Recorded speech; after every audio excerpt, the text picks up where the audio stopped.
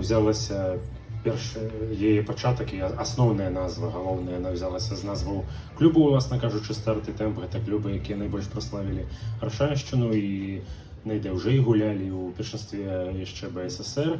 Ну і затим уже у Незалежній Республіці Білорусь більш стосується «Старту», який вже з іншої назви, але гуляє. Так само існує більш за 70 років.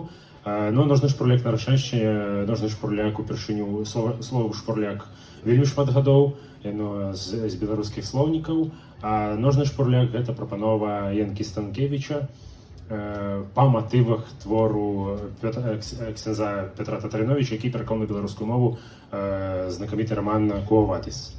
І, адпаведна, трэба было канкрэтызаваць, бо назва «На старты ў тэмпе» яна дае шмат і дае цалкам, дае поўнае разуменне людзям з Аршаншчыны, што такое старт і што такое тэмп.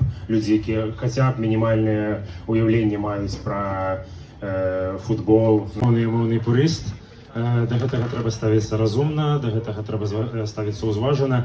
Безумоўна, мне хацелася, як чалавек, які захапляецца спортам, я слухаю рэпартажы на 10 розных мовах, мабыць, і больш.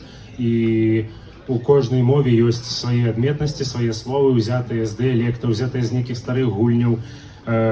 Все карыстаюцца, а ў нас атрымліваецца сапсаваныя расійскія словы, ну, просто прамоўленыя беларускай артыкуляцыі расійскія словы, альбо англіцызмы на кшталт. І самае цікавае, што ўсё гэта праходзіць праз расійскую мову. У беларускай мове ніколі не ўжывалі ў рэпартажах і ў газетах недзе слова «камбэк», толькі расійскія СМІ пачалі гэта ўжываць, адразу камбэк з'яўляецца ў беларускіх СМІ. І так